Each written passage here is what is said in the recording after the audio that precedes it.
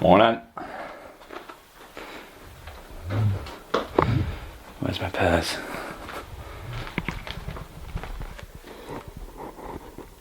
Healthy. Okay, let's go. This is the first proper like practice day. Even reverse. Shut up. This is the first proper practice day vlog since Open qualifying. So now this is about moving the game forward, working on things I need to work on. I'm going to talk about them when I go up to the range, show some swings in slow-mo and actually break it down a bit. But first I've got a question.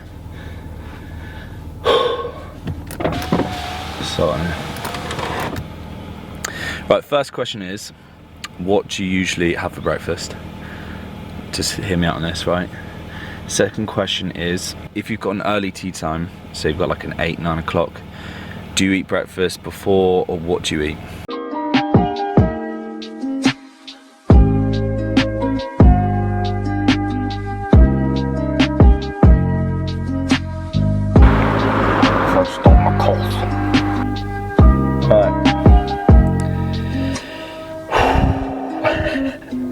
Right, so we've got the fuel, but you can't even fucking see it. Right, so just got up to Expensive driving range. Firstly, that camera, or the camera that I'm using, I've had for like 4 years, and I am saving up for a new one. The one I'm saving up for is like 650 quid, which isn't like top of the range or anything, but it's 4K, and it's a video camera, so it zooms in. It's the Sony something. When I actually get that, I'm going to be using it for all the course logs that I'm doing. And I started a series called, I think it's like James Plays or something, right? Where I just challenge different people to 9-hole games. But I'm going to be doing that properly moving forward. So with that camcorder, I'm going to get a cameraman, and I've already got quite a few like really good guests or challengers lined up for that. So that's going to be sick. It's not easy to buy a 650 good camera and, you know, live life and pay bills and all that shit. So we're almost there. I'd say we're within like a week of sorting that out now.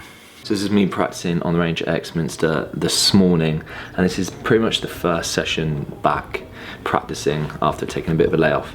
And as I said in the last vlog, kind of like getting things in motion and setting things up with my PT business. Still working on the website and everything, getting that ready. So it's gonna all take time, but I feel like I had to put in that groundwork to now be at a point where I can start practicing again. So I'm definitely trying to devote as much time as possible at the moment to practicing. But the things I'm working on as you look at these swings are, and this is down to having that high right miss and generally just delivering too much loft at impact throughout the bag. So I kind of got this high trajectory on a high right miss. So I'm still working on trying to get the club moved back in the right way. So setting on plane, as it were, which then gets the left arm across the shoulders at the top. So I'm nice and connected. That's a key move for me, so I don't get inside then up and then have to, you know, reconnect on the way back. I'm also working on my balance still, so trying to keep the weight through the balls of my feet throughout the swing. I have the tendency to get back onto my heels and then flip out and turn, which is a very inconsistent move, and I was off balance quite a lot. So those two things I'm keeping in mind throughout my practice sessions. And the other thing which I'm now working on is trying to reduce dynamic loft at impact. So as you can see with the shots that I'm hitting, I'm actually trying to take as much loft off the club as possible. So I'm doing a little drill where I'm making half swings, and then I'm pretty much just trying to like lead with the left arm, take as much loft as possible, get the ball starting off nice and low, get a bit of shaft lean, and the ball flights that I'm getting are so much better already. Like the 2 irons that I'm hitting, I've actually played Saunton since this vlog, and that's coming tomorrow, and I'm hitting 2 irons like over 300 yards because they're going off literally like bullets. But you'll see that tomorrow, so that's the things I'm working on now. Here's the vlog. What idiot. You fucking bloody roads. You playing at? What do you look like in there? With your pink, with your salmon get up in your white van.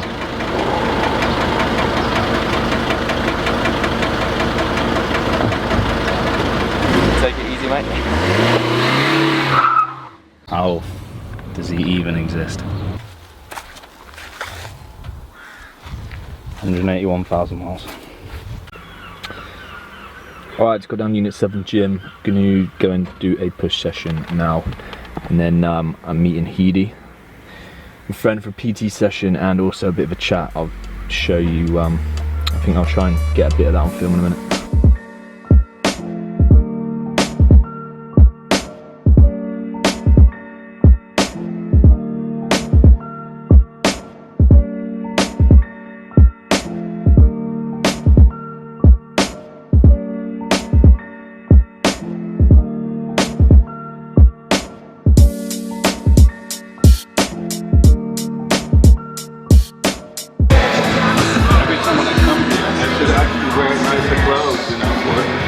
We're training, it's fine. Heedy is a good golfer and he wants to get better at golf, fitter, stronger. So we're going to go for a session today, which is designed to make him more powerful, stronger for golf. So we're going to do some plyometric stuff to start with and then move into some strength stuff to finish. Right, so first of all we've got the Superset, the seated box jumps.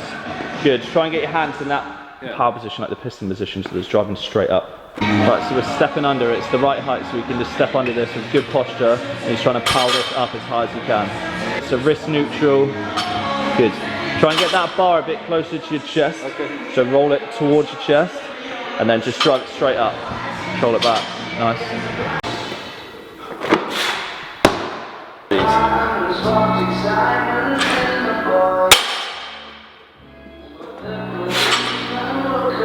That's it, next little superset, we've got leg raises. So just really power from the bottom. So nice and controlled, that bottom bit, drive it up strong.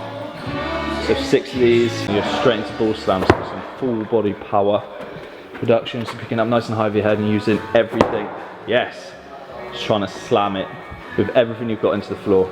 Trying to bury it in the floor. Good, mate. That's it, one more rep. Nice and strong finish, good. Right, so now we're done with the power and speed stuff. We're going to move on to doing some strength work. Now we don't usually combine plyo speed work with strength training. We want to kind of split them between sessions, but we're training once or twice a week at the moment, so we're trying to fit it all into one. So the first thing we're going to do is a lower body strength exercise, which is deadlift, and we're going to do the deadlifts with the bar from a slightly raised position just to get a bit more weight firing through. We're going to superset that with a hamstring exercise, which is really interesting, build some proper strength through the hamstrings. Alright, exercise one of the supersets, so deadlifts from a raised platform. A few different names for this exercise, but we'll just go for that for the time being. Just got to make sure you have great posture before you start the move, and then be sure not to rip the bar off of the rack, and make sure you've got the weight in your hands before you pull with power. If you try and rip the bar off the floor or a rack, then you're under like a bit of danger for bicep injuries. Very nice, easy for you. We'll increase that next set. Right, supersetting with this exercise. So I'm going to hold his feet on the floor. He's going to fall as slow as possible. So try and keep your body straight all the way down, and then take your weight at the bottom. That's perfect. And up into the next one. So this is using the hamstrings to stop him from falling. So you want to feel like you're pushing up against my hands as hard as you can. And this is fall a bit slower. Control all the way down. Nice. All right, last superset of the day. So we've got some floor presses. So pushing from a static position. You're going to power this up, then control it down. We need to literally count 2 to 3 seconds on the way down. So 1, 2, 3, and then nice powerful drive on the way up. We're going to go for 6 reps. We're going to go straight into rows, finish off a nice little push-pull superset. These are rows from static position, so they're pen lay rows really, but pen lay rows usually from the floor, but it is from static position, so more pen lay than barbell. Very good, so nice controlled eccentric, driving up strong. Get your shoulders right back, squeeze the blades together. Bosh. Okay, so yeah, that was a bit of a hybrid session there with Heedy. As I said, Heedy is a guy that I met at Saunton a few weeks ago. In fact, a few months ago, and we've kind of been in touch ever since. Played a few rounds. I put him in touch with one of the coaches I know from here. So he's working on his golf. He's a decent golfer. Plays, as I said, at someone up the road. And he's also helping me out with like different business ideas, because I've got a lot like planned and a lot in my head at the moment. And he's really good to speak to actually get those ideas and kind of like tweak them and point me in the right direction. So he's like a successful guy, got a mad CV, and was the CEO of a business, and he's got this one thing that's going through at the moment, which could be like massive. But anyway, so I was going to talk quickly about like my tournament schedule towards the end of this year. I'm trying to get a few more tournaments in so I can be a bit more competitively sharp before next year. So I want to properly play next year, 2020 season, which is probably going to be the Euro Pro. So I'm going to spend the winter practicing and getting tuition and really push for next year to play well. But like a lot of you have said, and like I've said before, I definitely need to get a bit more sharp competitively. So I'm going to try and enter maybe like 3 or 4 TP Tour events or Jamaica Tour events as well to finish off the year. So that's all going through at the moment, trying to find a sponsor for those events. And yeah, the journey. I fucking hate the word journey, but this process goes on, and it's going to definitely take you along for the ride and try and show you as much as possible.